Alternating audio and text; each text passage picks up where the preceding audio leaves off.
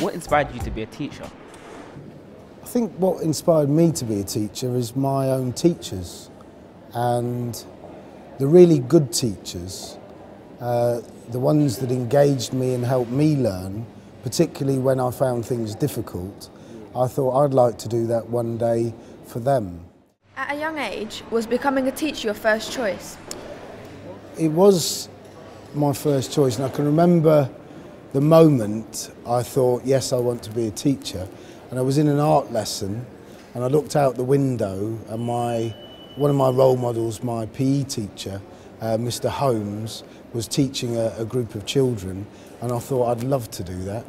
Did you have any role models, and why?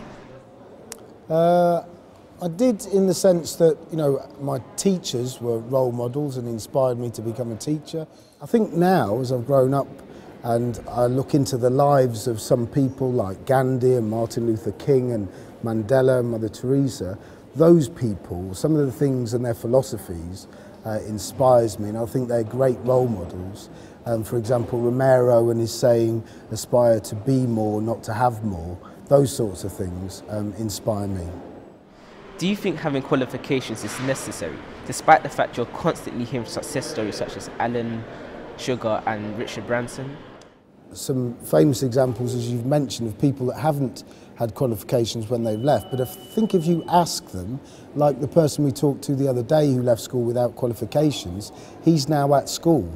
You know, he's 50, 60, and he's learning because he realises now it's important. So I think those people would actually agree that it would be better to have qualifications, but qualifications on their own are just half of it. I think that people need to be confident individuals, and those people you mentioned, they're very confident individuals, and that confidence has helped them be where they are today. But I think the combination of the two, academic excellence and qualifications, with being a confident individual like you two are, really helps.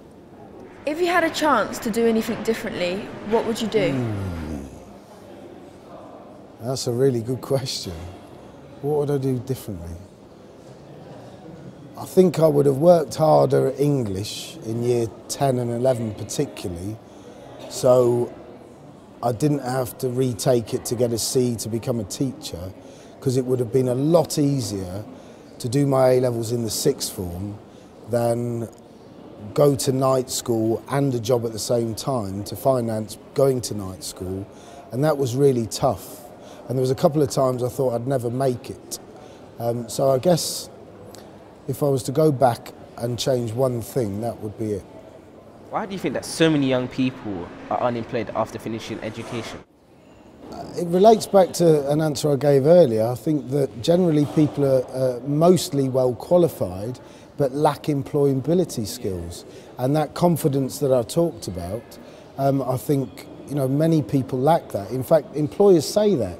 They say that they need people with good qualifications and good communication skills that can collaborate and work with others, but a lot of people don't have that. And something I'm proud of at St Matthew Academy is the way that we have academic excellence and develop people as confident individuals. What are the most important lessons you have learned in the result of your success? I think that hard work, commitment and believing in myself are really important. And that's easy to say when things are going well, but when things are not going so well, it's stepping back from the situation and reflecting on why I do what I do. And I think I've got the best job in the world, because I think nothing is more important than educating children to be a successful individual as a citizen in society and our future. So I think a lesson in stepping back when things are difficult and looking at the big picture and remembering that what I do is really important, and I'm lucky and privileged to be doing my job. So to be thankful for what I do all the time.